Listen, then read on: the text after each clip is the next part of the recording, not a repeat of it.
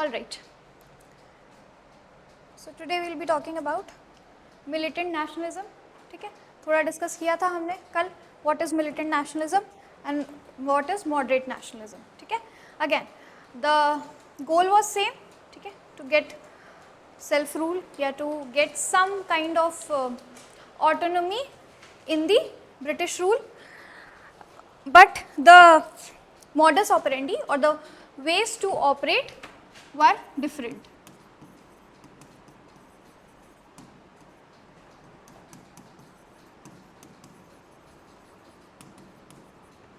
इसी को हम कहते हैं एक्सट्रीमिज्म.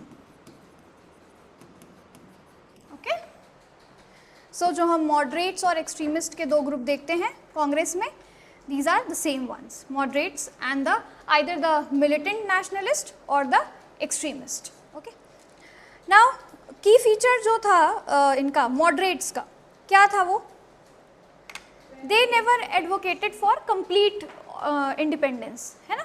उन्होंने कभी भी complete independence की बात नहीं की. They just wanted some autonomy or some participation in decision making when it comes to Indian matters. Okay, and they were not completely against the rule or authority of British. But when we come to militant nationalism और extremism, extreme का मतलब ही है to the very far extent, है ना, are या पार वाला.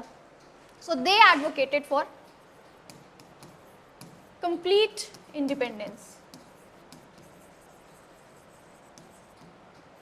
किसी भी तरह का कोई इंटरफेरेंस नहीं चाहिए, किसी भी तरीके का कोई अथॉरिटी नहीं चाहिए, कोई रूलिंग नहीं चाहिए, जस्ट कंप्लीट इंडिपेंडेंस. ठीक है, we are capable enough to make our own decisions and hence we should be given that opportunity.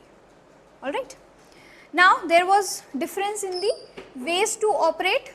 Again जो मॉडरेट्स क्या करते थे, they had method of prayer and petition,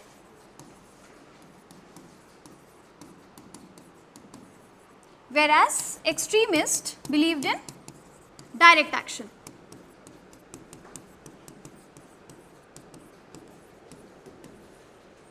Okay, and sometimes even armed action, use of violence, use of arm, use of weapons. ठीक है, basically reacting against the Britishers in the same manner as they used to act upon Indians. Okay, all right.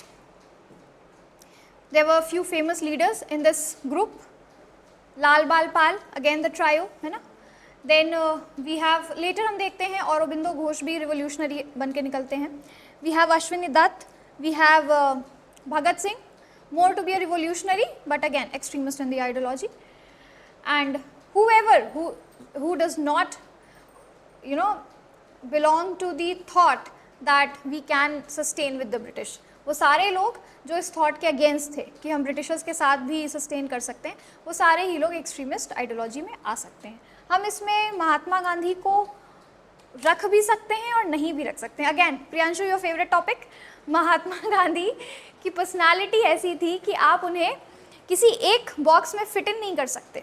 ठीक है, there were some instances जहाँ पे he was okay working with Britishers. Alright, अगर आपको जान के हैरानी होगी, if you don't know already, that he was the one who was given the title of Kaiser e Hind by Britishers. Okay, उन्हें टाइटल दिया था ब्रिटिशर्स ने कैसर ए हिंद. किस इवेंट के बाद ये टाइटल दिया गया था?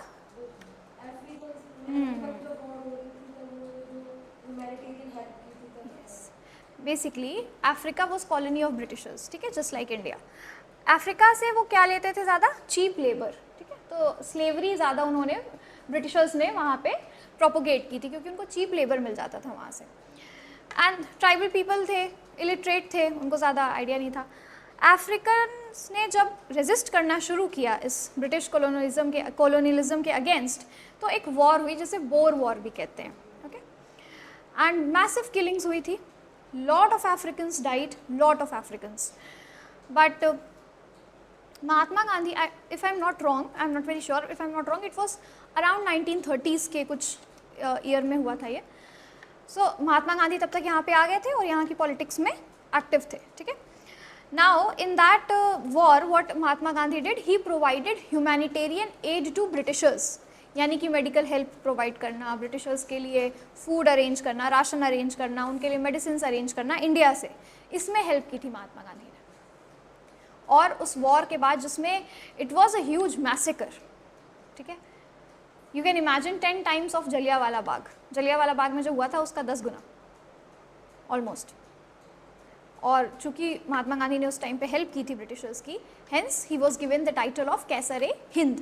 बाद में हम देखते हैं वो ये टाइटल छोड़ देते हैं, महात्मा गांधी रिनाउंस कर देते हैं इसको, but yes he was given the title and this was the step taken by Mahatma Gandhi. Now considering all of this, आप और एक जगह पे वो बात करते हैं कि नहीं हमें सॉल्ट टैक्स ख़त्म करना है, दांडी मार्च करना है, हम ब्रिटिश गुड्स को बॉयकॉट करेंगे, ठीक है, हम ब्रिटिश के द्वारा दिए गए सर्विसेज को बॉयकॉट करेंगे, हम अपनी लॉ प्रैक्टिस छोड़ देंगे, उनके स्कूल्स बॉयकॉट कर देंगे। बट एक टाइम पे एक जगह पे वो हम उन्हें ऐसे एक्टिविटीज़ में इन्वॉल्व भी देखते हैं, ठीक है, जो थोड़ी सी प्रो ब्रिटिश है। So he is one personality in national movement जिनको आप किसी एक बॉक्स में या एक कैटेगरी में फिट इन नहीं कर सकते। He changed with the time. Otherwise बाकी जो मेजॉरिटी ऑफ लीडर्स थे वो या तो एक्सट्रीमिस्ट विंग से थे या फिर वो मॉडरेट विंग से थे, and they maintained their status till the last. Okay, चलो please put a heading, militant nationalism. What happened Priyanshu, क्या हुआ? Looking lost and all, what happened? Focus नहीं हो रहा, क्या हो गया बताओ? फोकस नहीं, और किसका किसका फोकस नहीं हो रहा है? Pooja, you are also looking lost बेटा सिंस फ्यू डेज, क्या हुआ है? All well? मन नहीं कर रहा है पढ़ने का? वैसे इन जनरल पूछ रही हूँ मैं, तुम्हारे साथ ऐसा हो रहा है? ब्रेक लो फिर, take some break, go out for some time with friends and all, ठीक है, अगर मोनोटोनस हो रहा है life. It happens, it does happen, थोड़ा सा it's okay to take break, है ना? ऐसे इसी लूप में फंसे रहोगे तो फ़ायदा नहीं होगा कोई, किसी को भी अगर ऐसा लग रहा है। अगर तुम्हारे पास ऑप्शन है बेटा फ्रेंड्स के साथ बाहर जाने का तो Pooja, go out alone. I have a very smart trick, if somebody is not permitting you to go out with your friends, tell them I'm going out alone, they'll permit you. Okay, but don't name me, okay, don't take my name. I need my job. All right, please start writing. Militant nationalism, also known as extremism,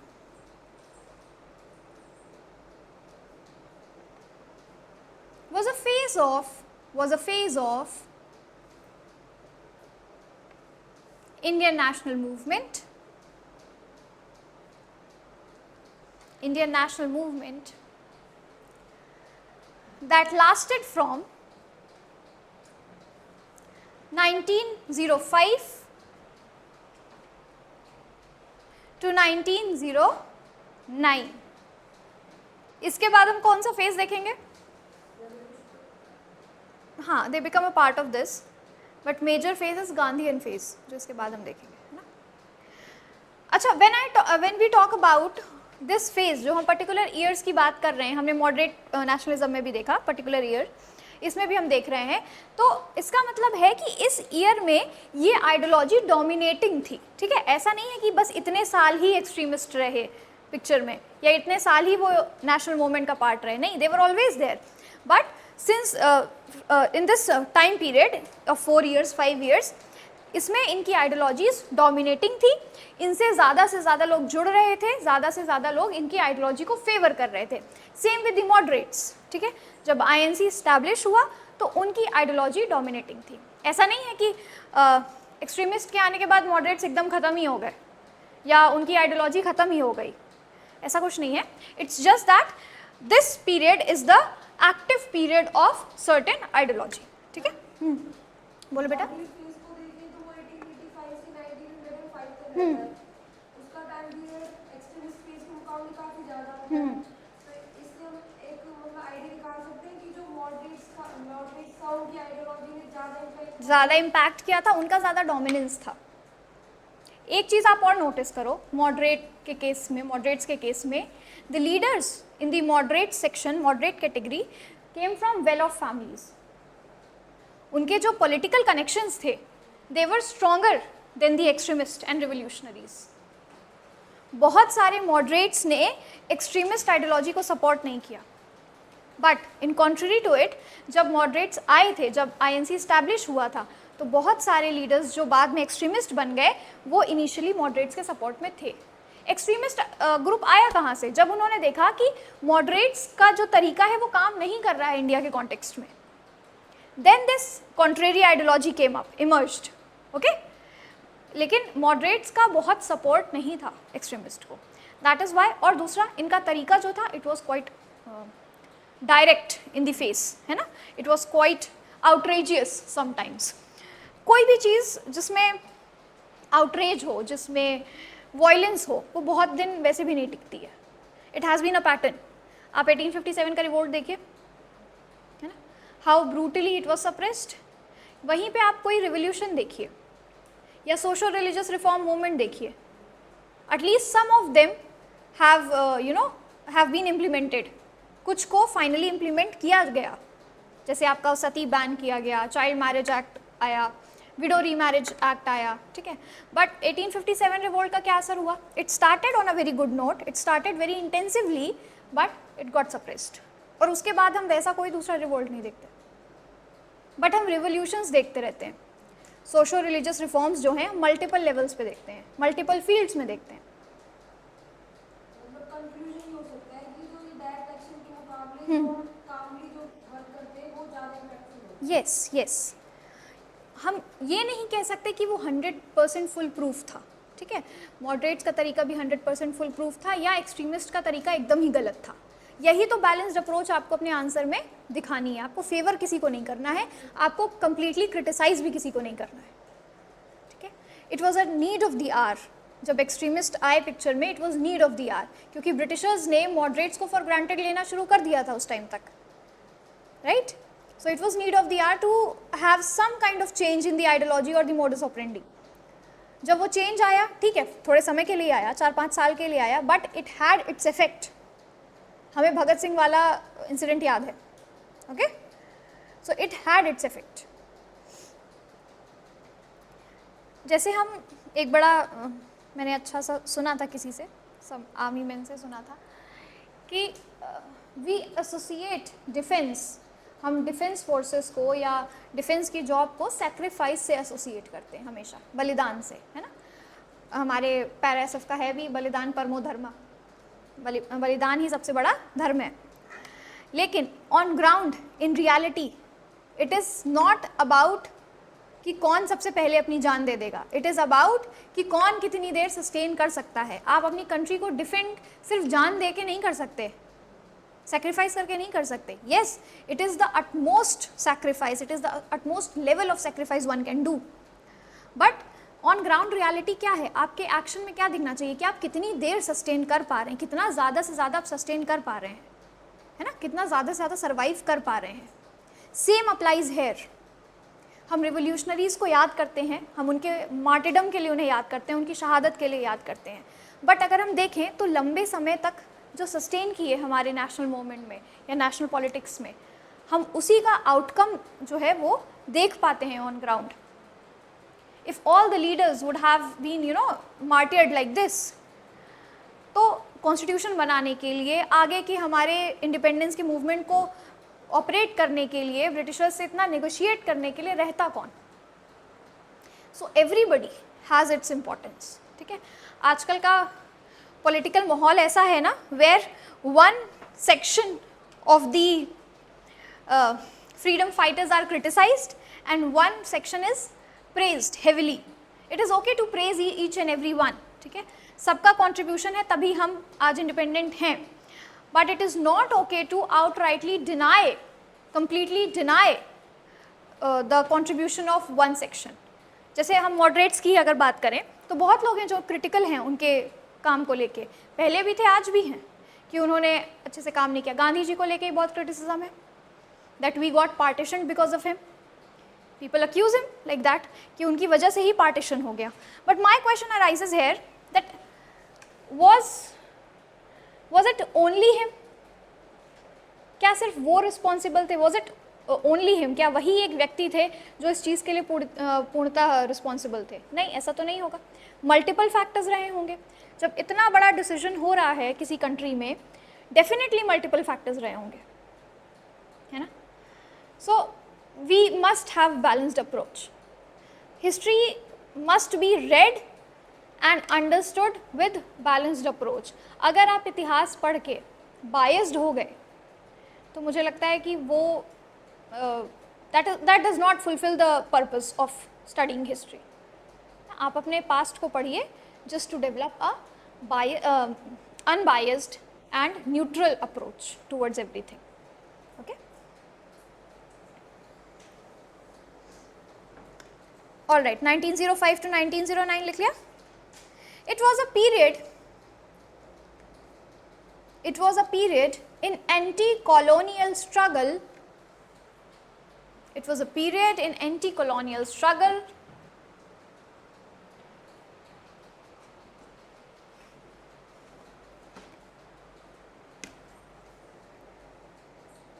that involved more radical approach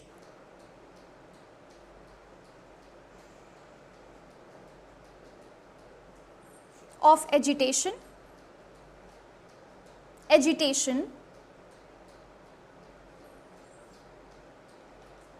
like कौन सी approaches थी वो देख लो, like mass mobilization, direct action,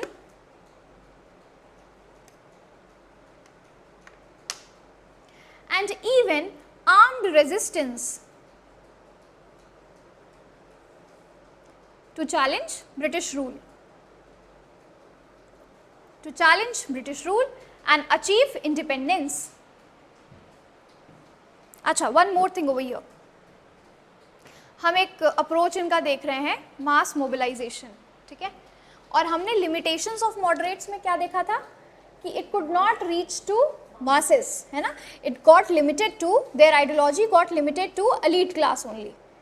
तो इनका upper hand क्या था कि they were not from the elite section, or even if they were, their ideologies, their approach could reach to the mass. These people, extremist leaders, they believed in working with the masses. Okay, they were the on ground workers or volunteers. वो ground पे जो issues थे, common masses के जो issues थे उनके साथ deal कर रहे थे, ठीक है, उनसे डायरेक्ट कनेक्शन में थे. दैट इज़ वाई वो ज़्यादा से ज़्यादा लोगों को, क्राउड को मोबिलाइज कर पाए. ओके, जबकि ये चीज़ हम लैकिंग देखते हैं मॉडरेट्स में. लीडर्स में लिख लो, नेक्स्ट पॉइंट, लीडर्स में name of you, write of you names. Lal Bal Pal,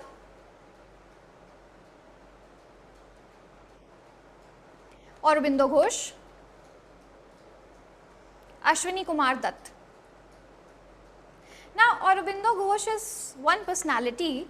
I find him very very interesting. His whole हाँ आखिरी में वो spiritual guru हो गए. Now many people claim कि वो एक तरीका था उनका hide करने का, है ना, अपनी ideologies को, और कुछ लोग कहते हैं कि वो उनका एक तरीका था ब्रिटिशर्स के डायरेक्ट बैकलैश से बचने का, और कुछ लोगों का मानना है that he was actually highly spiritual. So I don't know if you know this fact about him. There are some spiritual leaders, spiritual people today also, जो औरोबिंदो घोष को एज गुरु मानते हैं, एंड जो इमेज उनकी थी Ramakrishna Paramhansa, guru of Vivekananda. It is said that माँ काली used to come in front of him. Okay, वो उनको साक्षात दर्शन देती थी, ठीक है. Same image is associated with Aurobindo Ghosh. It is often said by some spiritual people today also that he was the one who was highly channelized and energized spiritually. उनकी spiritual awakening बहुत ज़्यादा थी, and he was somebody who could connect to the entities of other realm also. He had this. उनकी बहुत सारी books हैं. If you ever get time तो पढ़ना उनको, ठीक है. He has a lot of books written on this. I find him very interesting. अभी मैंने बहुत पढ़ा नहीं है उनको, but whatever little I have researched about him, this is a very interesting fact about him. Aurobindo Ghosh. Okay. Now put a subheading. Factors for growth of militant nationalism. या सिर्फ factors लिख लो.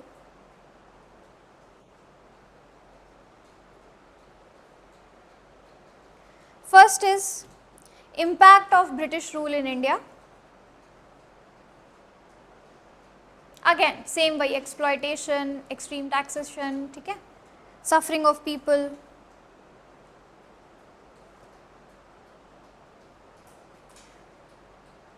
All right. Next point is important. Partition of Bengal. 1905. अच्छा, on which basis partition of Bengal was done? Not you.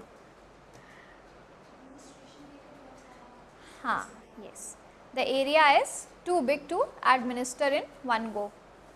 And what was the real motive? Religion. To break that Hindu-Muslim unity, है ना? Divide and rule. Very good. अच्छा, tell me, do you see the effect of the partition today? Partition of Bengal के कुछ effect आप अभी देख पाते हो? अभी आज के contemporary time में, अगर मैं contemporary geopolitics में पूछूँ तो, from the time of independence of Bangladesh, जब हमने बांग्लादेश को independent कराया, तब से लेके अभी तक, could you see कुछ effect उसका, कुछ outcome, on ground outcome, India के context में? बताओ.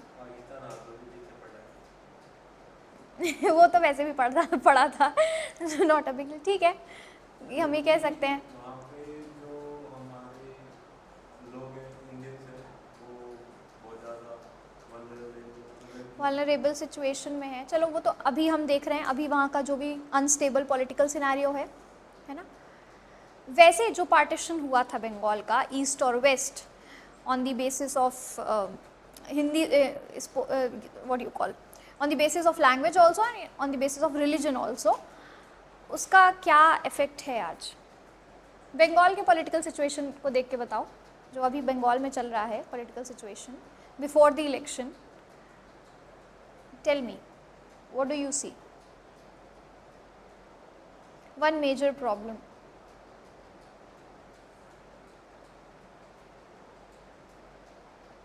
अच्छा, बंगाल की मेजर प्रॉब्लम क्या है? सबसे बड़ी प्रॉब्लम क्या है अभी इस समय, जिसके लिए ex chief, former chief minister को बहुत अक्यूज भी किया गया है, उन पे एलिगेशंस भी लगे हैं. I am talking about Mamata Banerjee. नहीं बेटा,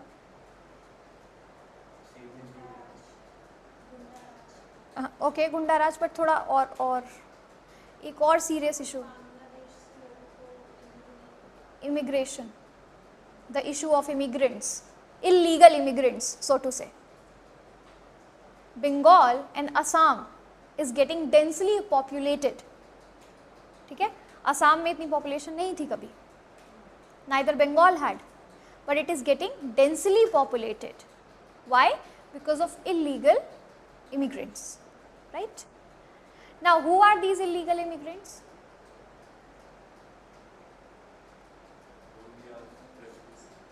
रोहिंग्याज हुआ कमिंग फ्रॉम म्यांमार, ठीक है, दे आर द रेफ्यूजीज. और कौन है? जो बंगाल से कि बांग्लादेश से? कौन है वो actually, and how are they threat to our country? वो जो डेमोग्राफिक है उसे चेंज कर रहे हैं. वहाँ पे जो है, जो हमारी जो पॉलिसीज वगैरह है उसमें जो हम नंबर्स लेके चलते हैं उनमें चेंज आ रहे हैं, तो हमारी वो इफेक्टिव होती है और पूरा गवर्नेंस खराब हो जाता है. पॉवर्टी है, सोशल इलनेस हो जाएगी, लीवर वगैरह. हम एक्सप्लॉयटेशन ऑफ रिसोर्सेज कह सकते हैं, कि जब इतनी पॉपुलेशन कहीं से आएगी, जहाँ पे आके वो सेटल हो रही है, वो वहाँ के रिसोर्सेज को यूटिलाइज करेंगे। लैंड हो गया, वहाँ का फूड ग्रेन हो गया, वाटर हो गया, can we see that. And one security threat, urban naxalism. Now let's get to this. चलो इसको थोड़ा सा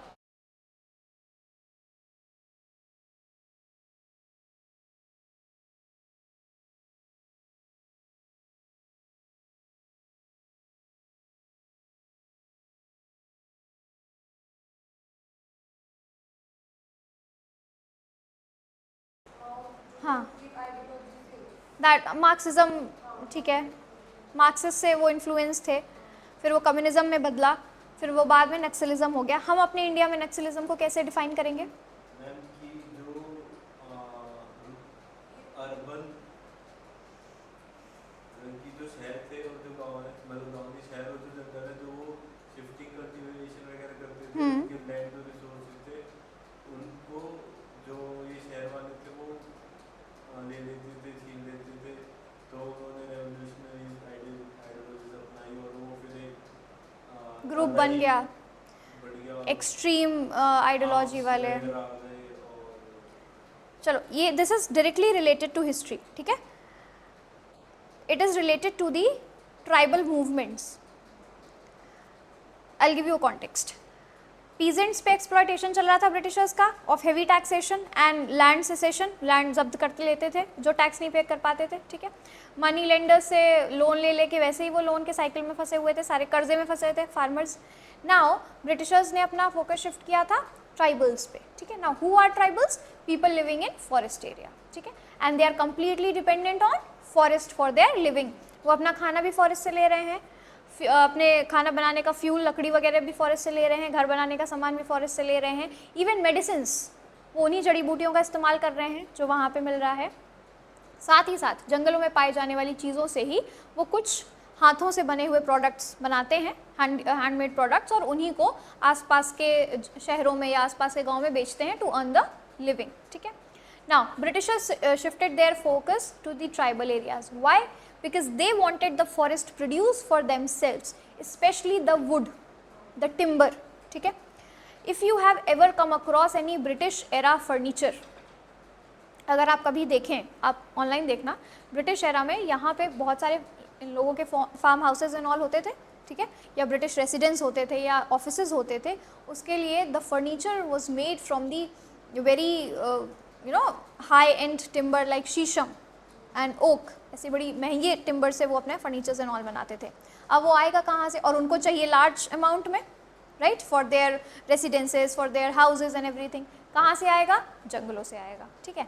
अब जंगल में ऑलरेडी ट्राइबल्स रह रहे हैं और वो उस जंगल को यूज़ कर रहे हैं। तो ब्रिटिशर्स क्या लेके आए? फॉरेस्ट प्रिजर्वेशन एक्ट करके एक एक्ट लेके आए थे वो, ठीक है, ट्राइबल राइट्स एक्ट करके भी लेके आए थे। उसके तहत उन्होंने क्या किया? एक जोन डिक्लेयर कर दिया कि आप फॉरेस्ट के सिर्फ इतने एरिया को इस्तेमाल कर सकते हैं, rest you can not enter the rest area of forest. Now the community which is completely dependent on forest for its living is restricted to one section of forest। और चूंकि वो एग्रीकल्चर नहीं कर रहे हैं, चूंकि वो कल्टीवेशन नहीं कर रहे हैं, तो एक टाइम पे उस जगह के रिसोर्सेज कम होंगे, उनके जोन के रिसोर्सेज कम होने लगेंगे, तो उन्हें मूव आउट करना पड़ेगा, but they were restricted to certain area, ठीक है। कहीं कहीं पे उन्होंने टैक्स लेना भी शुरू कर दिया ट्राइबल्स से, tax for living in forest.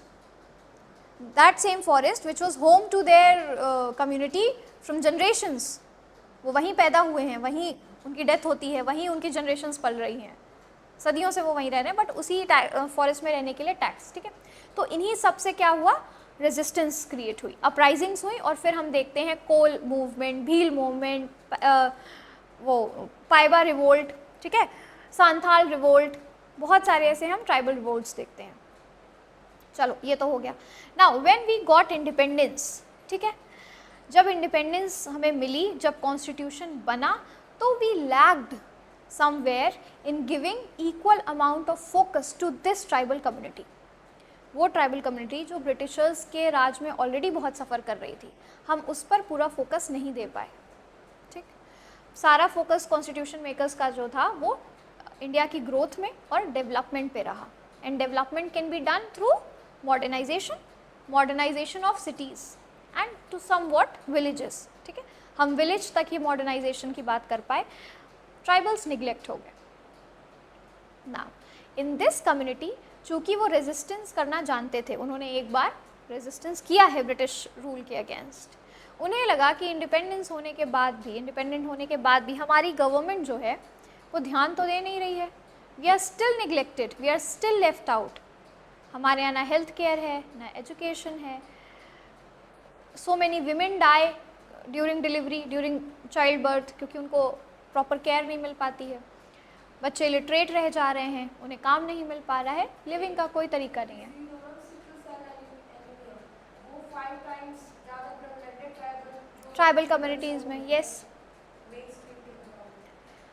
तो this feeling of being neglected, being left out, जो ब्रिटिश रूल से चली आ रही थी, वो और ज़्यादा इमर्ज हो गई इंडिपेंडेंस के बाद. ठीक है, और इसमें रोल प्ले किया कुछ लीडर्स ने, कुछ ने मैनिपुलेट किया ट्राइबल्स को. बिकॉज जब आदमी भूखा होता है और उसकी बेसिक रोटी कपड़ा मकान वाली ज़रूरतें पूरी नहीं हो रही होती हैं, तो that person will be ready to do anything.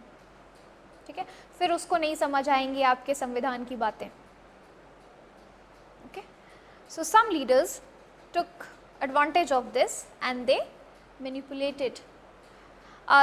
Some I would like to, यहाँ पे मैं ऐसे कोट करना चाहूँगी कि ऐसा रिवोल्यूशन जो एक अच्छे कॉज के लिए शुरू हुआ था कि हम गवर्नमेंट तक अपनी बात पहुँचाएंगे, बहुत जल्दी गवर्नमेंट के अगेंस्ट ही हो गया. ठीक है, सो नेक्सलिज्म स्टार्टेड एज कि we will make the government hear our voice, हम अपनी बात सरकार तक पहुँचाएंगे.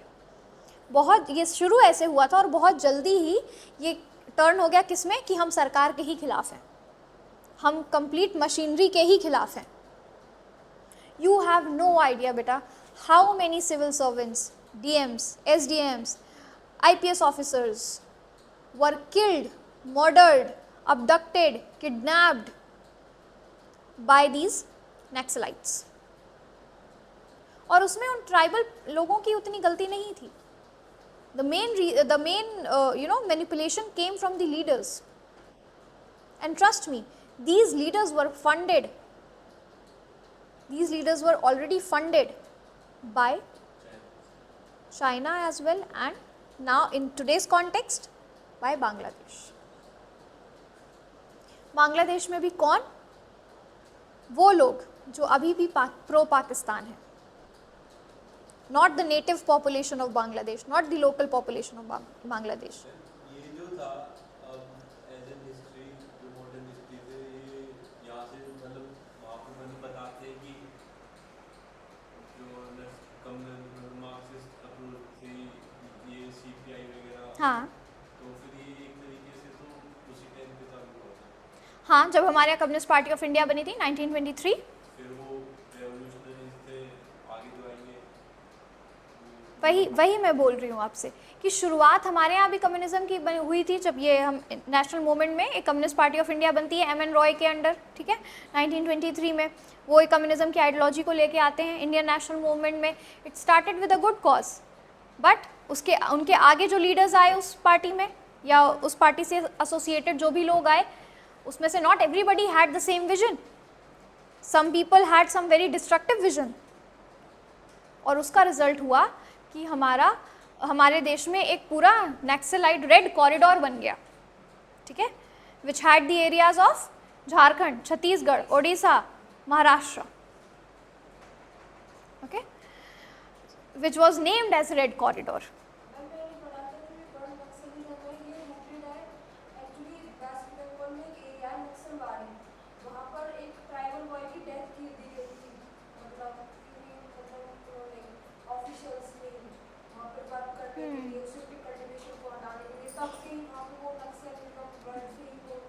See, कहीं ना कहीं तो violence has erupted. Now this is quoted as the emergence of Naxalism. ठीक है, बट आपको पता है उसके रिटर्न में many officers were killed. They were क्या करते थे ये लोग, जो भी डीएम पोस्टेड है, एक टाइम पे bureaucracy was afraid of them.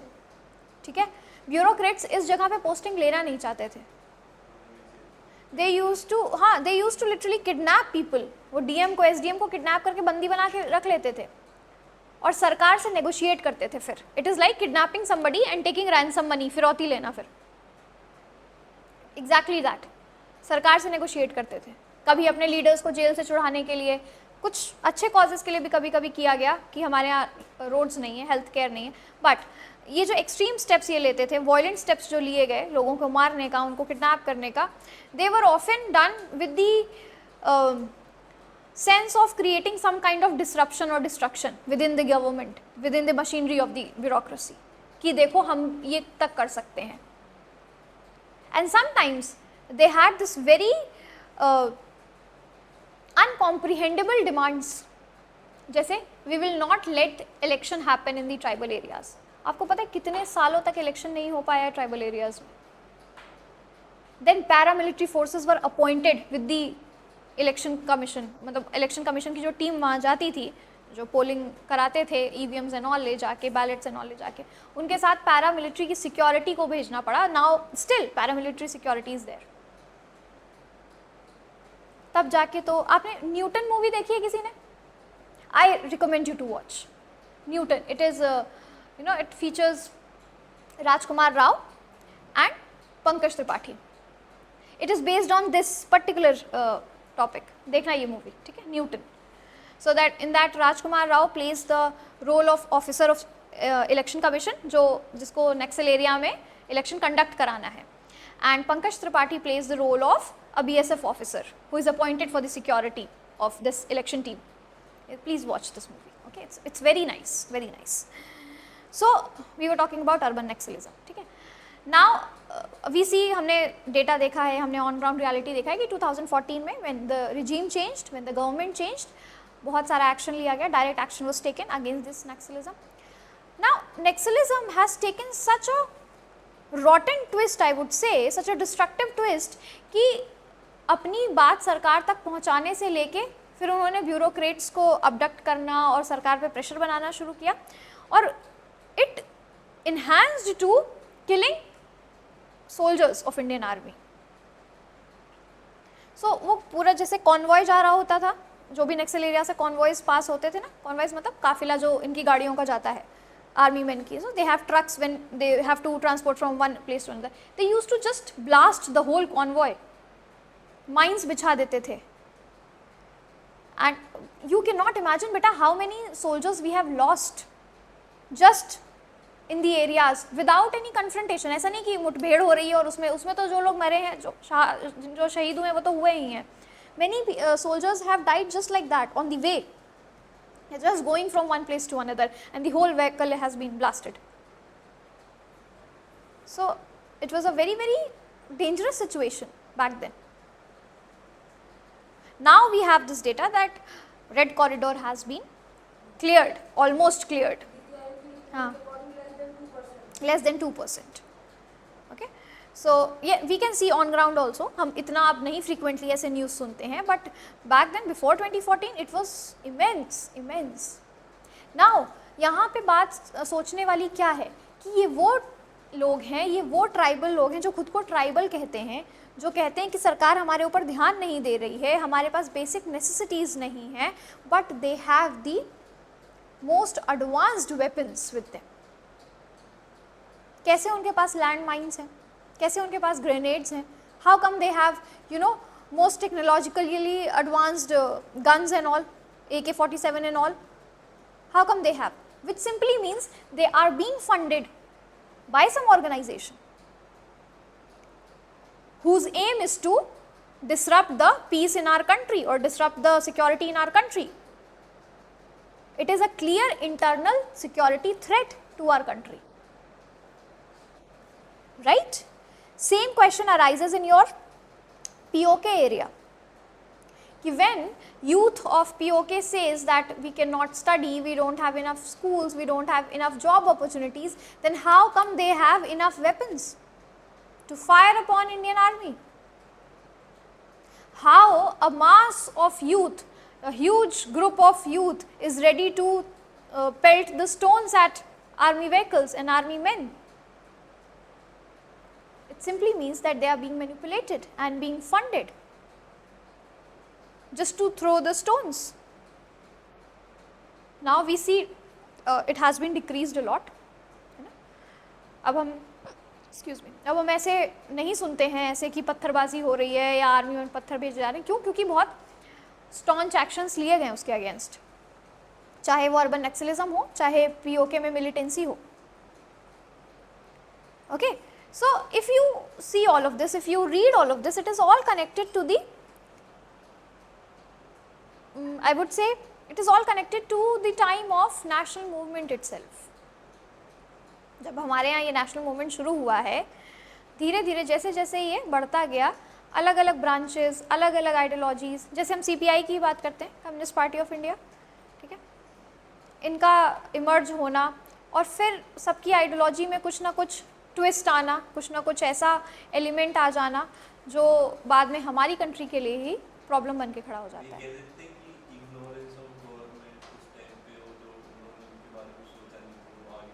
वो आगे जाके बैकफायर करता है. Ignorance of government is a factor, it is a major factor, nobody is denying that, but this ignorance of government can be talked out ना. ये negotiate किया जा सकता था. वो लीडर्स या वो लोग जो इन्फ्लुएंस कर रहे हैं इन ट्राइबल लोगों को, ट्राइबल यूथ को बंदूक उठाने के लिए, सोल्जर्स पे अटैक करने के लिए, ब्यूरोक्रेट्स को किडनैप करने के लिए, मारने के लिए, वो अपने इन्फ्लुएंस का इस्तेमाल गवर्नमेंट तक नेगोशिएशन के लिए भी तो कर सकते थे. When they have all of this facility that they can provide with the weapons and all, fund and all, then definitely they have such good connections कि वो नेगोशिएशन कर सकते थे, वो बात करने की कोशिश कर सकते थे. I do agree that it is not a overnight process, ठीक है, it could take time, but violence is not justified in any case or manner, and that too killing your own people, killing those who are working for the safety of your country, it's not justified at all.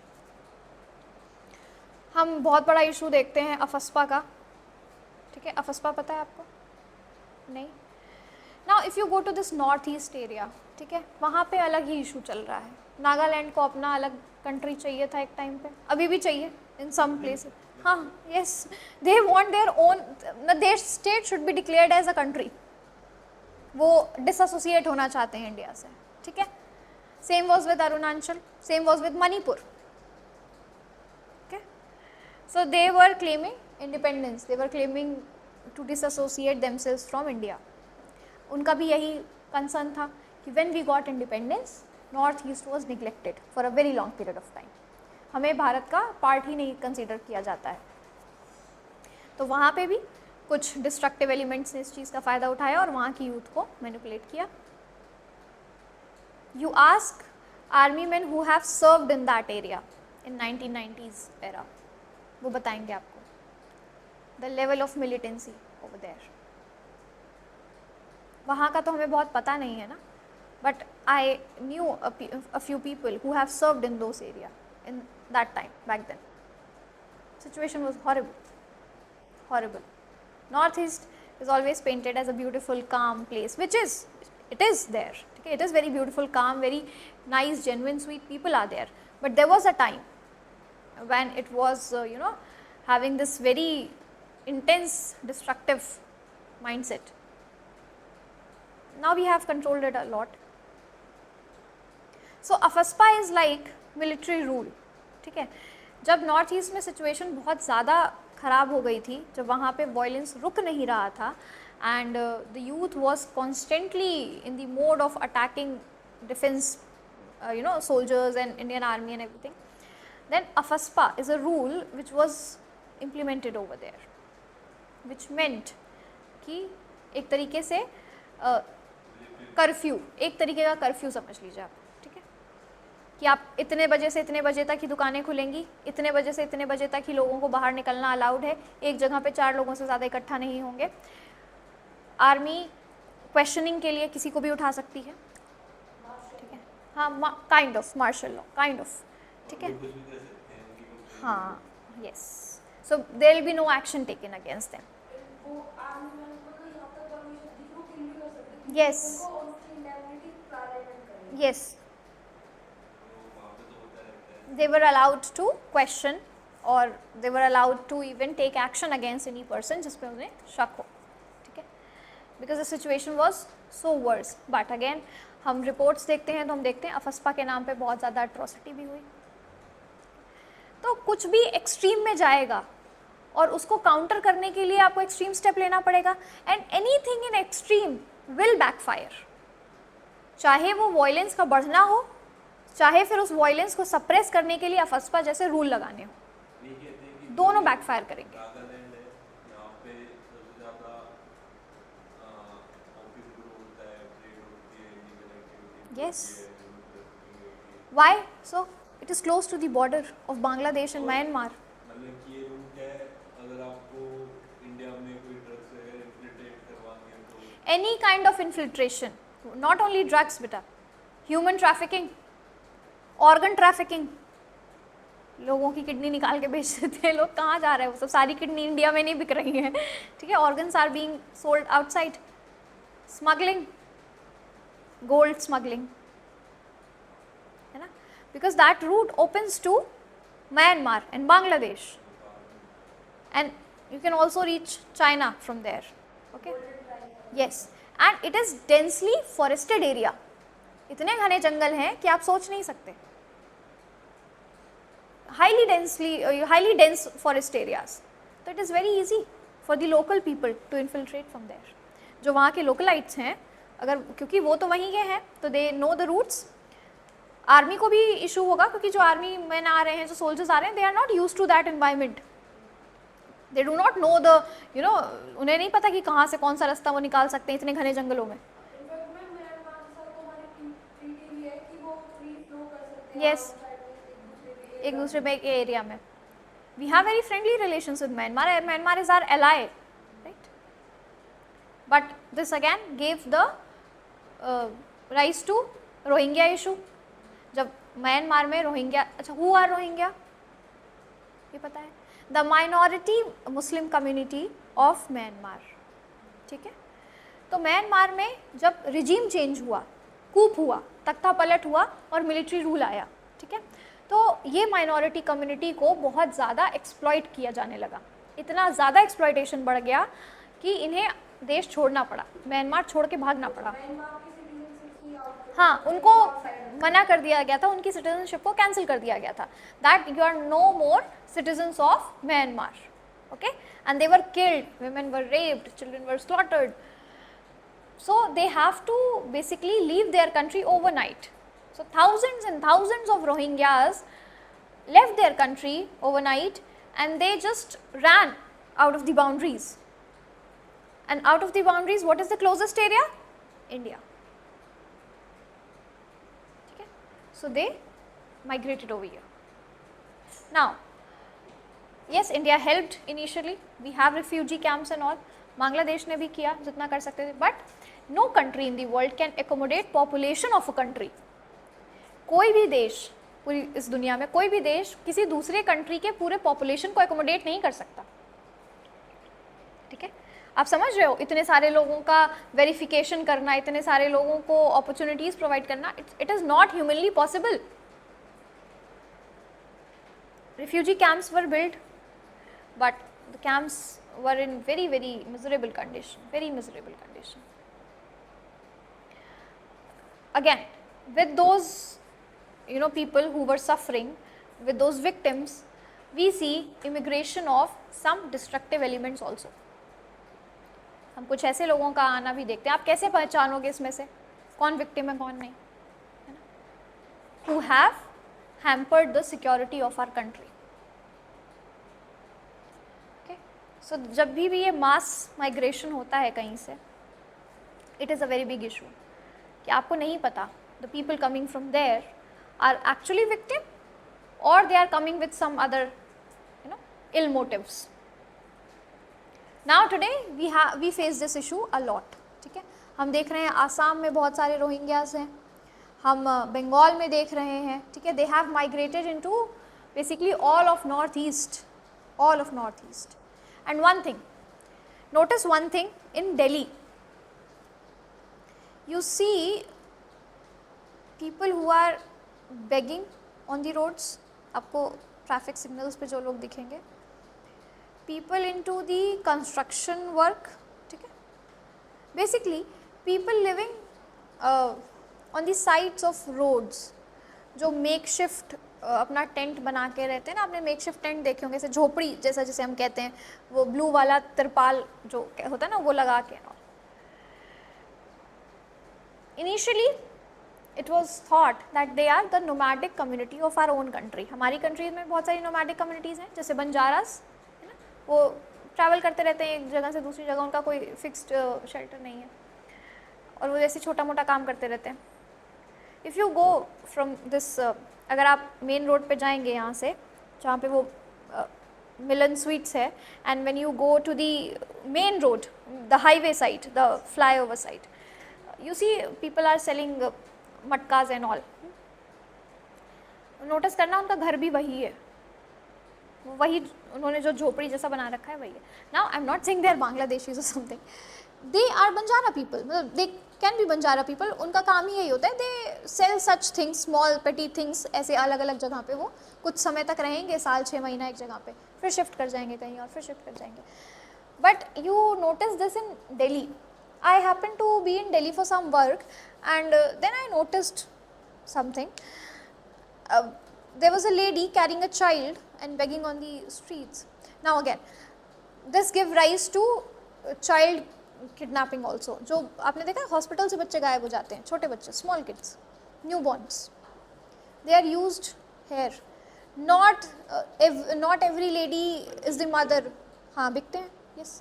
Not every lady is the mother who is begging on the street. आपको जितने भी महिलाएं दिख रही हैं traffic signal पे भीख मांगते हुए, या रोड्स पे भीख मांगते हुए, ट्रेन्स में भीख मांगते हुए, एक चीज़ नोटिस करना, if they are carrying a child and that child is not crying और मूविंग, मतलब वो कोई मूवमेंट नहीं कर रहा है, या वो बहुत रो नहीं रहा है, या वो बहुत चिड़चिड़ा नहीं है, चाहे बाहर का मौसम कितना भी गर्म है, कितना भी ठंडा है, the child is drugged,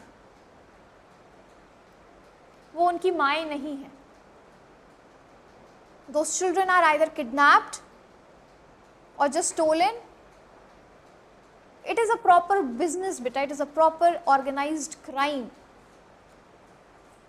of buying and selling of newborn babies. 5 lakh में लड़का, 3 लाख में। Beta, did I ask you to quote the number? Priyanshu, why do you take every serious topic to such tangent? How do you know this? Why do you go through such news? We are talking about something serious. You're quoting money. My goodness.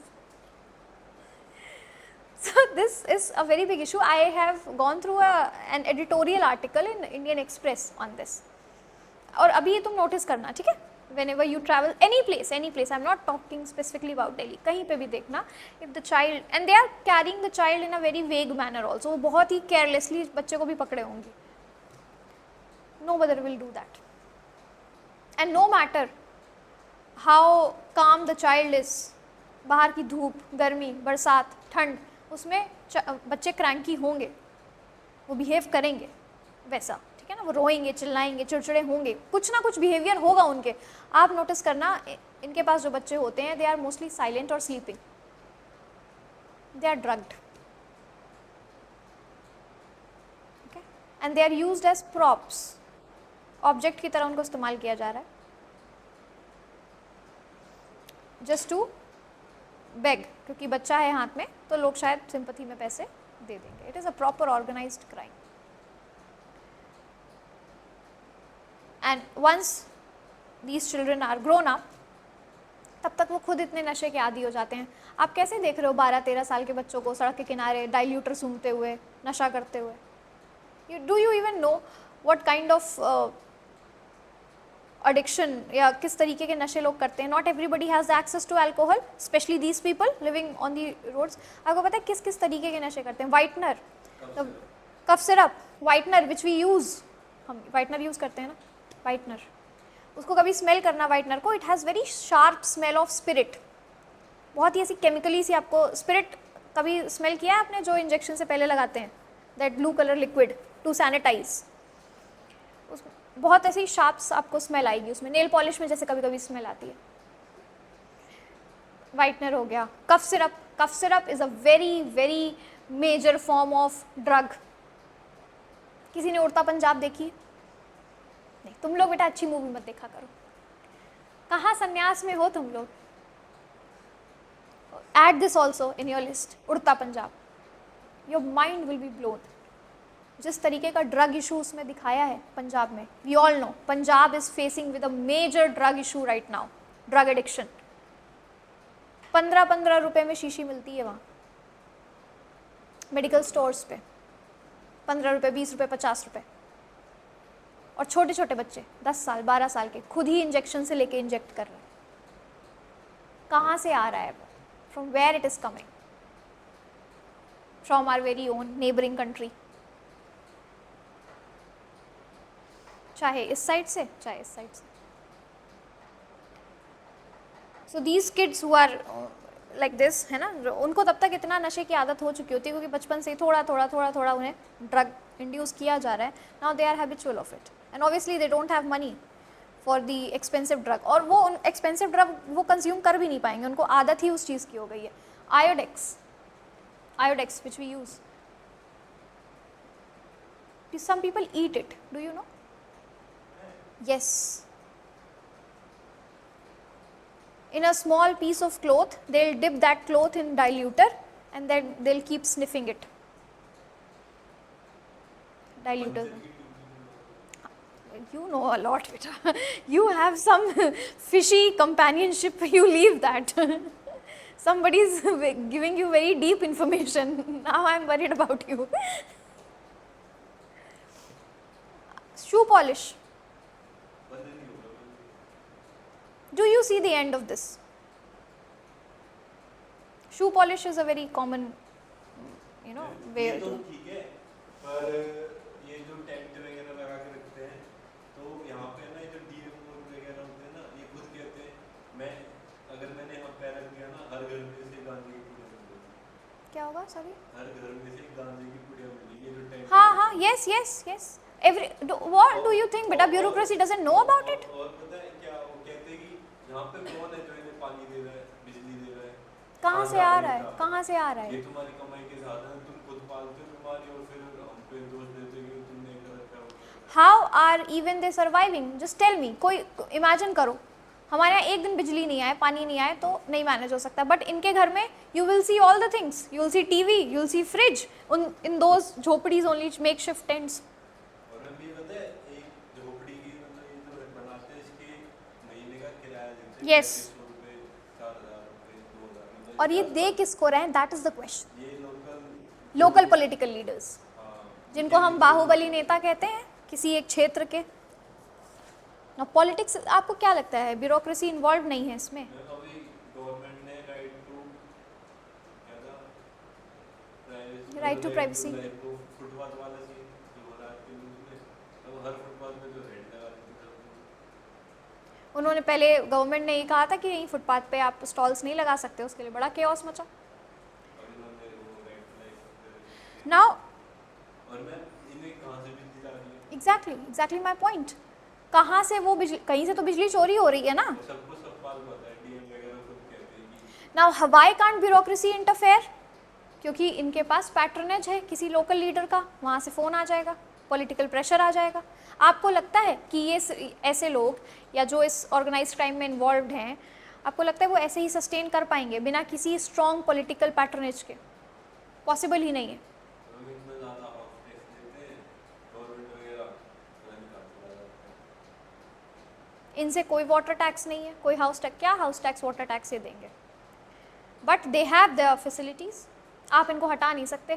कहीं एक जगह demolition करके देखे, आप कभी देखना, कभी अगर आपके आसपास कहीं डिमोलिशन हो रहा हो, अतिक्रमण उसको हटाने का बुलडोज़र आता है ना, ये शॉप्स को एक्सटेंड कर लेते हैं, फुटपाथ का एरिया भी कवर कर लेते हैं, उसको तोड़ने के लिए अक्सर आप देखोगे होता रहता है डिमोलिशन. इतना रकस क्रिएट होता है उसके लिए. अब तो because police has been given this authority कि आपको करना है एट एनी कॉस्ट, हाँ एट एनी कॉस्ट आपको करना ही है, तो फिर भी शांत हो गया है. अगर आपने यही चीज़ कुछ साल पहले देखी होती बेटा, ओ माय गुडनेस, कितने पुलिस वाले पिटे हैं इस चक्कर में. लोग घेर लेते थे एकदम आके, मुश्किल हो जाता था डिमोलिशन करना.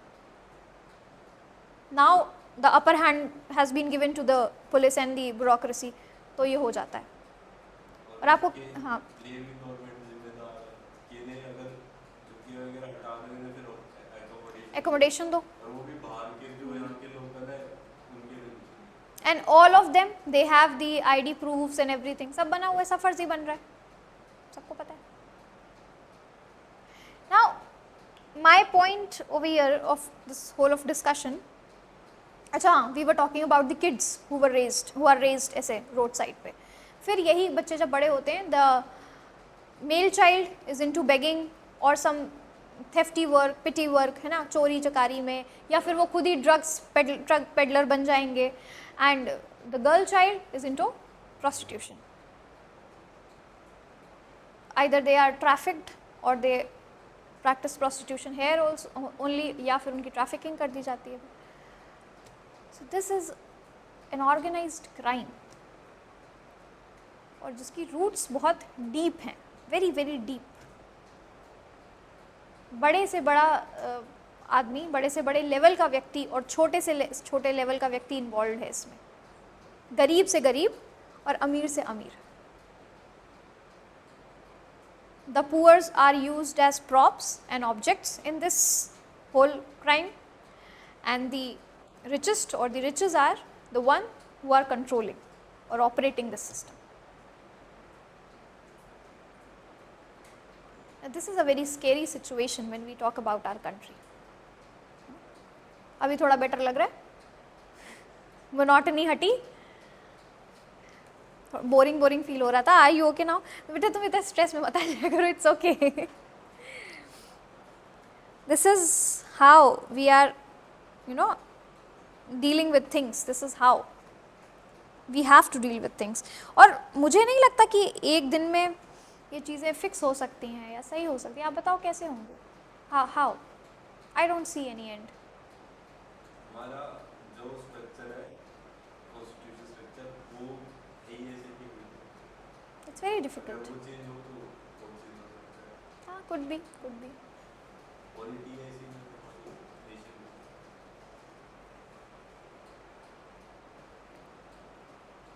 चलो अब लिख लेते हैं थोड़ा सा, ये कंप्लीट कर लेते हैं आज, ठीक है। Then we will have our class on Friday, okay. Then new topic, fresh topic. क्या लिखा है बेटा मैंने? पार्टीशन ऑफ बंगाल, इसमें लिख लो,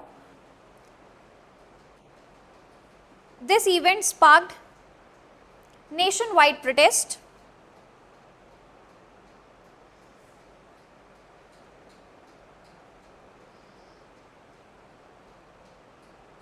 extremist leaders mobilize the masses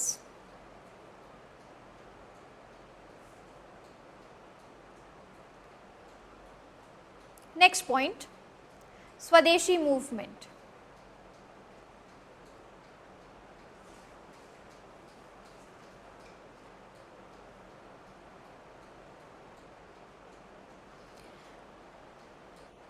partition of Bengal gave birth to Swadeshi movement।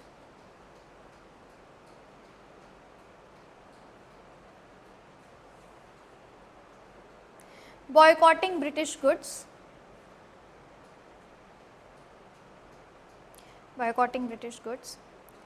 promoting indigenous products,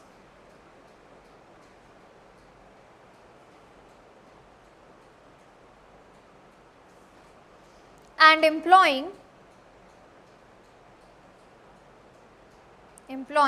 civil disobedience।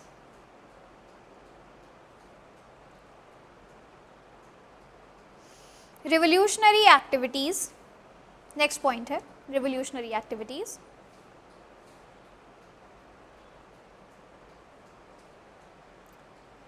Many revolutionary groups emerged in this era, like name a few, I'll write the few names, Anushilan Samiti in Bengal,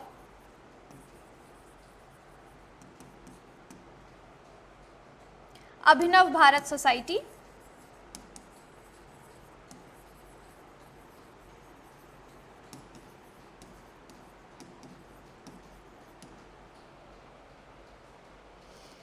in Maharashtra, which were involved in militant activities. Next point, impact of international events. Now this is very important.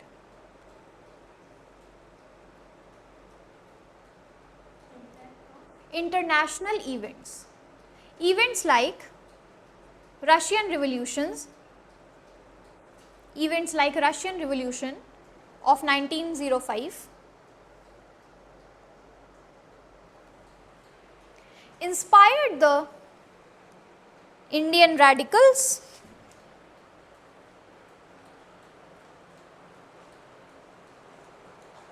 to adopt extremist approach,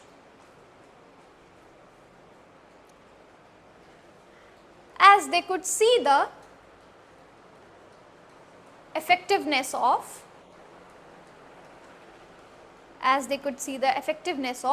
direct action. So basically 1905 में ही Russian revolution हुआ था और वहाँ पे भी जो masses थी उन्होंने, लोकल मास ने डायरेक्ट एक्शन किया था against the tsar, the ruler over there, ठीक है ना, वहाँ पे किंग को जार कहते थे. So the revolution overthrew the rule of tsar and this whole revolution was channelized or mobilized by the masses, okay, and violence was also used. It was a direct action kind of revolution और उसका effect दिखा on ground हमें Russia में, ठीक है. सो उस समय के जो एक्सट्रीमिस्ट लीडर्स थे हमारे इंडिया में, उन्हें इफेक्टिवनेस दिखाई दी कि अगर हम डायरेक्ट एक्शन करेंगे, क्योंकि इतने दिन से तो हम प्रेयर और पिटिशन मोड में चल ही रहे हैं, कोई रिजल्ट तो मिल नहीं रहा है, तो अगर हम डायरेक्ट एक्शन करेंगे तो maybe we can also change the regime just as it happened in Russia, okay, that is why. Next is role of militant leaders.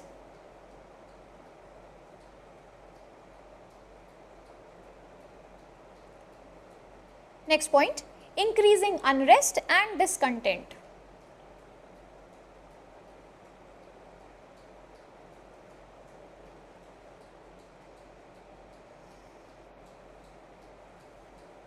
Basically Britishers का सप्रेशन रुक नहीं रहा था और ना ही जो प्रेयर्स एंड पेटिशंस मॉडरेट्स के द्वारा की जा रही थी उनका कोई सोल्यूशन मिल रहा था, ना उनको उतना प्रॉपर्ली सुना जा रहा था, ना ही उसका कोई आंसर मिल रहा था प्रॉपर ग्राउंड पे.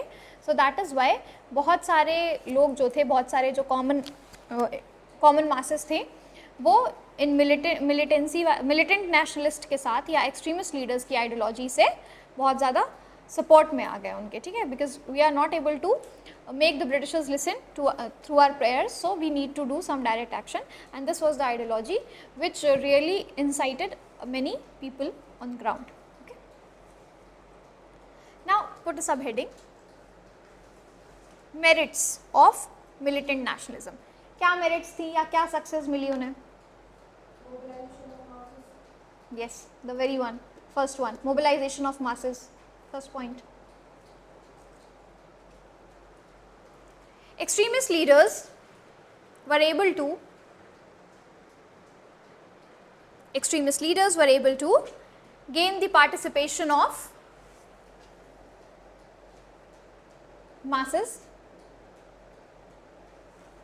including peasants, workers and students.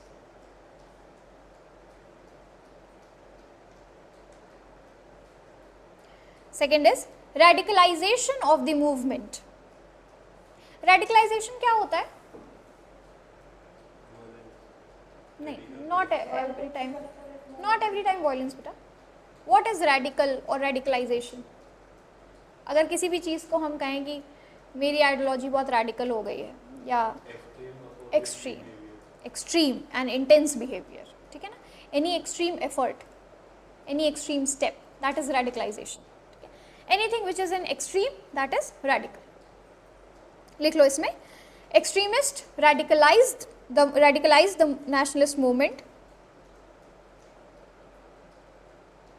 और इन्होंने कैसे ये movement radicalize किया था? By calling for immediate Swaraj. कि हमें तुरंत सेल्फ रूल चाहिए. We want Swaraj. No negotiations, no co ruling, no ruling together, no participation in decision making. We need complete Swaraj, complete self rule.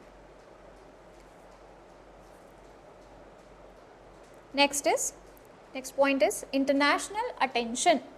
Now, no matter how much we criticize this extremist phase for its modus operandi, but this phase gained the maximum international attention.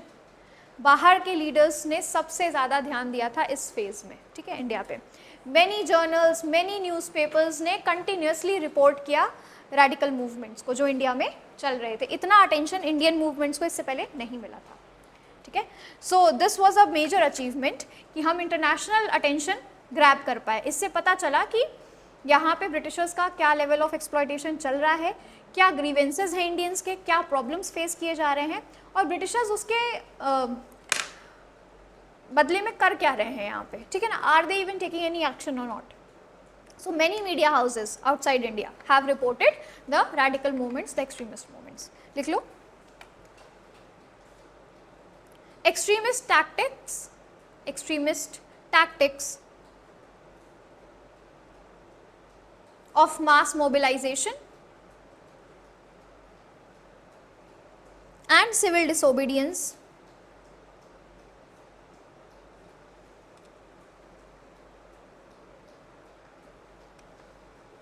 drew international attention.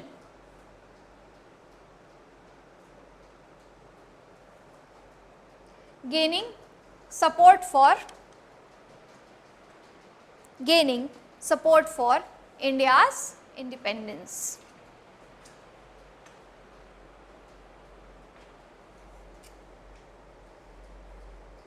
Now, what were the demerits? Put a heading demerits. इसमें 3-4 point है. इसकी merits में एक point ये हो सकता है to shape the roots of British to some extent. नहीं बेटा, ये नहीं हो सकता है. पता है क्यों नहीं हो सकता है? ये चीज़ें हम ये वाला जो पॉइंट है ये हम रिवोल्ट ऑफ 1857 के कॉन्टेक्स्ट में बोल सकते हैं, क्योंकि वो पहला ऐसा इवेंट था जो अनएक्सपेक्टेड था ब्रिटिशर्स के लिए, ठीक है.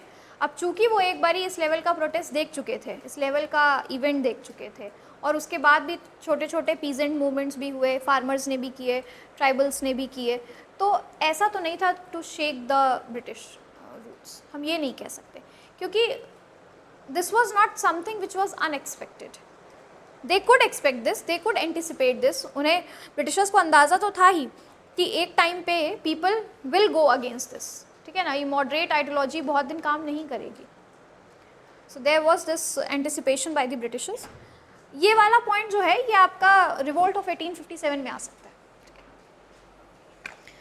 और डीमेरिट्स में लिख लो. First is limited political gains.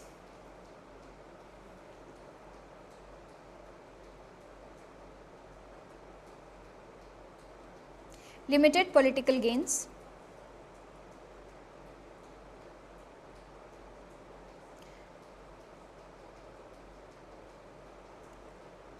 Despite their efforts, extremists did not achieve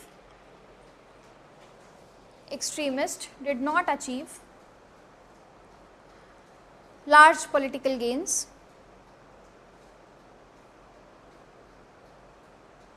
British rule remained intact.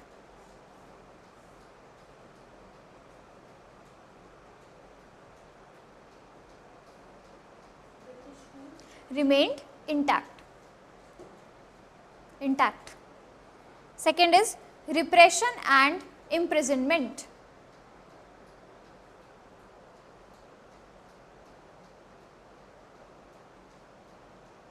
Extremist leaders had to endure brutal repression by British,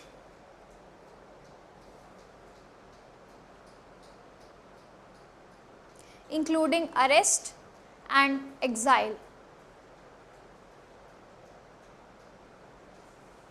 हमें डिस्कस करने की ज़रूरत नहीं कि कितना ब्रूटल सप्रेशन था एक्सट्रीमिस्ट लीडर्स के ऊपर, ठीक है. They were arrested for no reason, the kind of torture they use to face in the jail, and some leaders like V D Savarkar were also confined to cellular jail and all. Okay, so they were exiled also, उन्हें निकाल दिया गया, उन्हें cellular jail में डाल दिया गया. So a lot of that happened. Next is communal division. ये एक बड़ा इंटरेस्टिंग पॉइंट है, लिख लो फिर एक्सप्लेन करती हूँ मैं. Extremist approach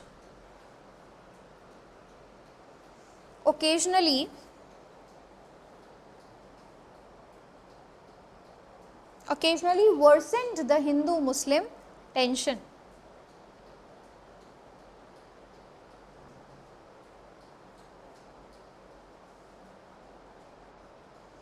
Hindering the efforts to unite Indians against British rule.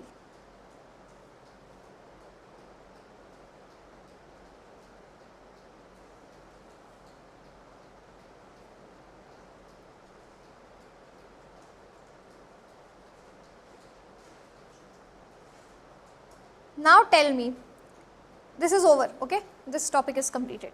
Now tell me, think and tell me कि how this, ये जो लास्ट पॉइंट है कि एक्सट्रीमिज्म ने हिंदू मुस्लिम टेंशन को और वर्सन कर दिया था, ये कैसे है?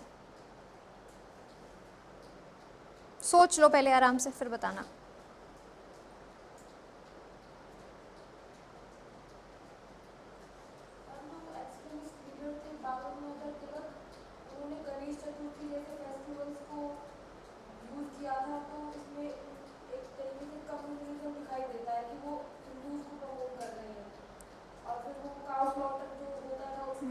Yes, yes, good, very good.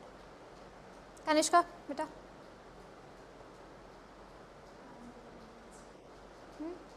Think about it, we have time. Even I am tired of speaking continuously.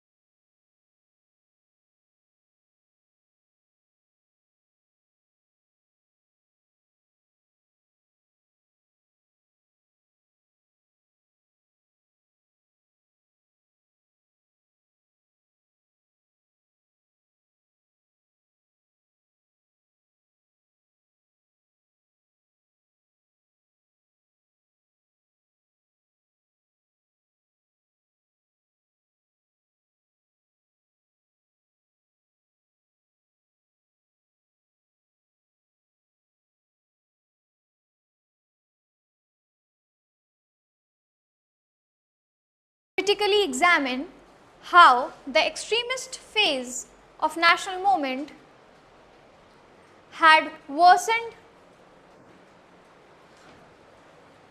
the Hindu-Muslim tensions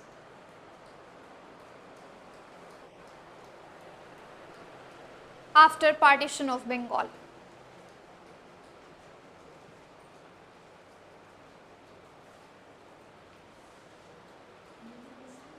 Tensions after partition of Bengal.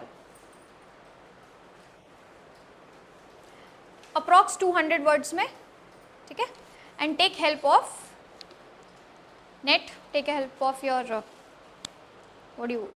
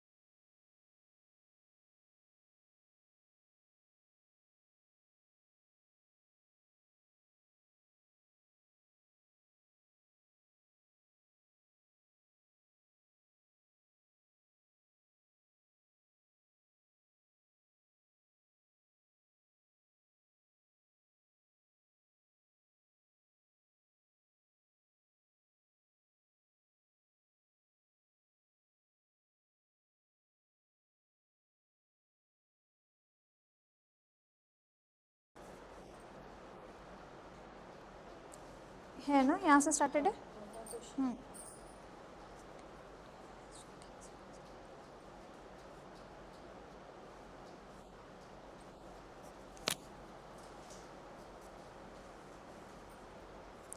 सी बेटा, extremist was a group of radical leaders like लाल बाल पाल लिख सकते हो, ठीक है ना। they were not the only extremist, ऐसा नहीं था कि बस यही तीन थे, और भी लोग थे like such as या like example के तौर पे,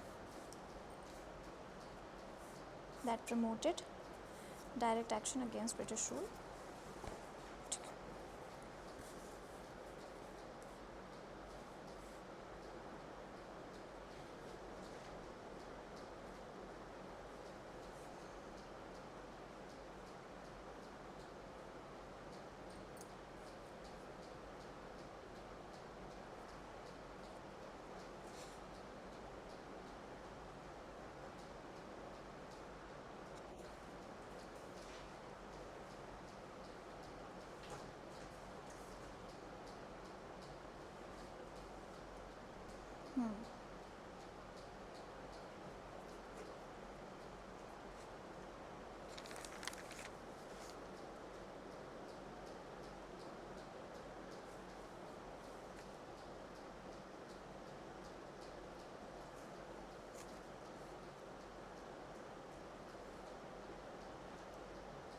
okay good.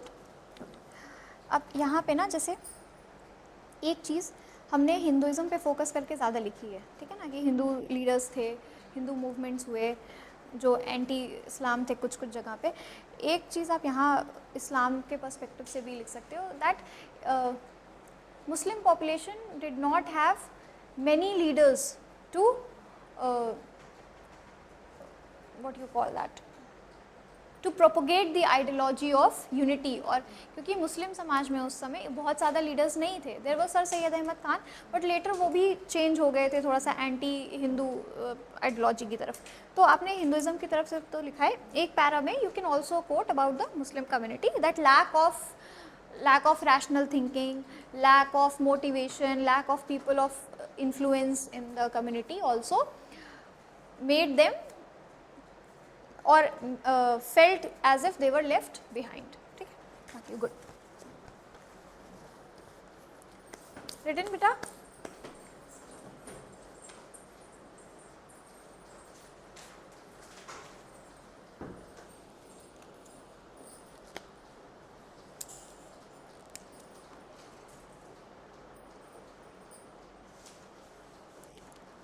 Centralization, mobilize the masses, very good।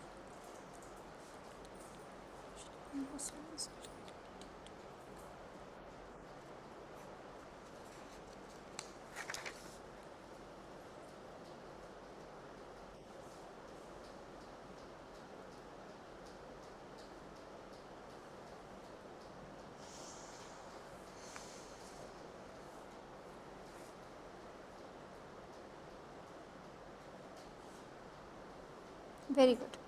The separate political identities, this point is very good।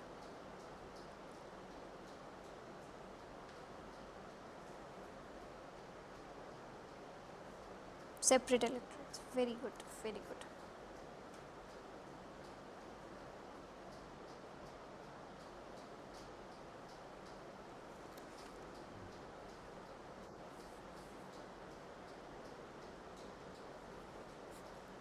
Well written, keep it up, you write very well beta। yes Priyanshu, ये ले लो कनिष्का बेटा ये book। very good।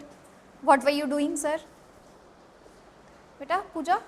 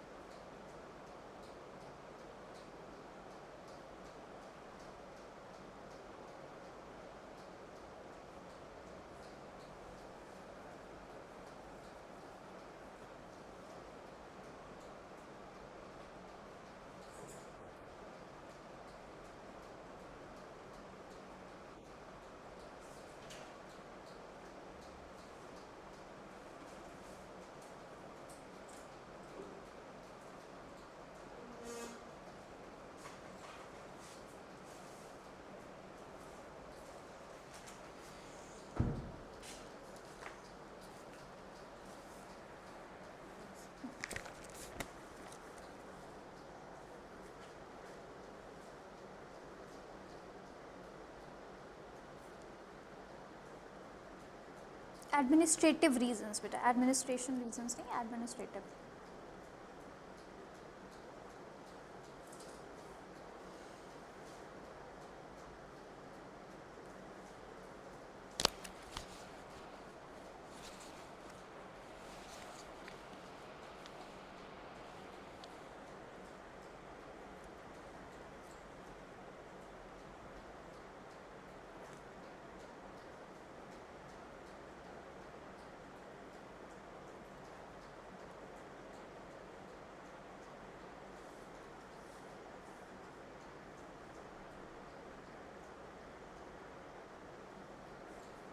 ये जहाँ पे आपने लिखा है ना British policy deep and communal division, separate political identities, यहाँ पे आप सेपरेट इलेक्टोरेट वाला पॉइंट भी ऐड कर देना, ठीक है ना, पार्लियामेंट रिफॉर्म वाला, जिससे सेपरेट इलेक्टोरेट मिला था हिंदूज और मुस्लिम्स को।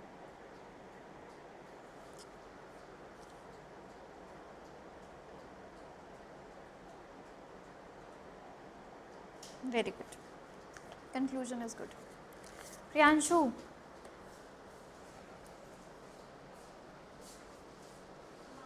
हाँ यस बेटा, लिख सकते हैं, सूरत स्प्लिट भी लिख सकते हैं। It can be written as outcome of जो हिंदू मुस्लिम टेंशन इंक्रीज हो रही थी उसका एक आउटकम था वो, है ना। ये लिख सकते हैं कि जो ब्रिटिशर्स थे उन्होंने हिंदूज मतलब कि जो हुआ था कि मुस्लिम्स को फेवर करा था। हाँ, Muslim appeasement policy of Britishers, ठीक है। वो जो सेपरेट इलेक्टोरेट वाला पॉइंट है पार्लियामेंट रिफॉर्म में, उसमें आप ऐड कर सकते हैं that divide and rule policy of Britishers and their approach of Muslim appeasement had led to the formation of All India Muslim League later. ये क्वेश्चन से थोड़ा डेविएट नहीं हो जाएगा, क्योंकि आपने क्वेश्चन पूछा है कि एक्सट्रीमिस्ट ने कैसे जो है वो कम्युनिज्म को बढ़ाया। हाँ, that is okay, but you have added the point ना that Britishers have also played their part in that. मैंने क्या बोला, आप कीवर्ड देखो बेटा, अच्छा आप उस क्लास में नहीं थे, एक क्लास हम लेंगे जिसमें I will tell you the importance of keywords. जो क्वेश्चन हम करते हैं यूपीएससी के, उसमें जो कीवर्ड होता है उसके अकॉर्डिंग आपको एनालाइज करना होता है ना। इसमें लिखा है क्रिटिकली एग्जामिन, ठीक है, तो आपको एक्सट्रीमिस्ट वाले फैक्टर्स को फोकस में रखना है, but you have to take into account of all the factors. तो उसमें एक फैक्टर ब्रिटिशर्स का भी है, ब्रिटिश पॉलिसीज़ का भी है, of their divide and rule and Muslim appeasement, ठीक है। सो दिस द कीवर्ड, अगर मैं आपको ये बोलती analyze the role of extremist in increasing Hindu-Muslim tension, then the answer should only be focused on extremist contribution, कि extremist leaders का क्या contribution था। but अभी हम critically examine कर रहे हैं, ठीक है। critically examine का मतलब होता है कि जो main point है वो तो है ही, but उसके अलावा भी जो factors थे।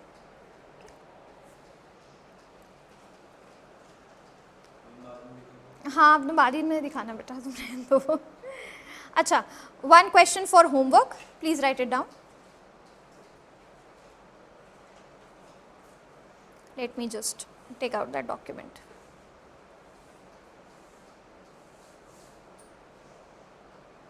इतना स्लो लिखोगे प्रियांशु तो कैसे चलेगा।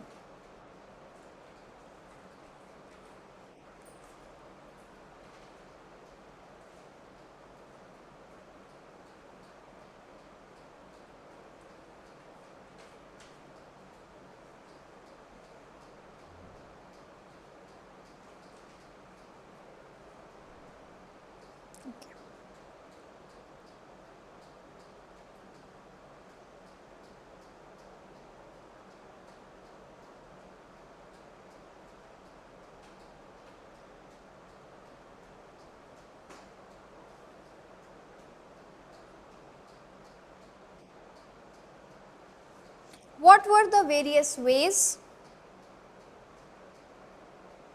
What were the various ways in which nationalism manifested itself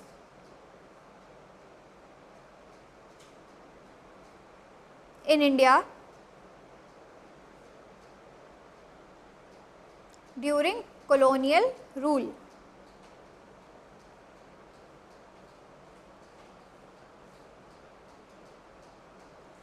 So, how you will write this?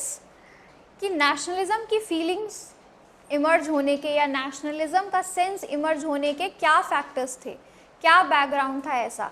And mind you be careful, इसमें आपको दोनों तरीके के नेशनलिज्म को मेंशन करना है, मॉडरेट आइडियोलॉजीज़ को भी और रैशनलिस्ट ये रेडिकल नेशनलिज्म को भी, ठीक है, कि दोनों आइडियोलॉजीज़ कैसे इमर्ज हुई हैं। यस बेटा,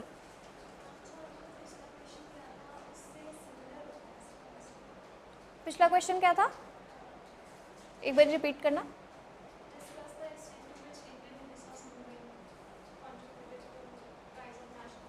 नहीं बेटा नहीं, उससे नहीं होगा। इंडियन रेनेसा का कंट्रीब्यूशन हमने इसमें पूछा था, which led to socio religious reform movement. This question will have multiple factors, ठीक है।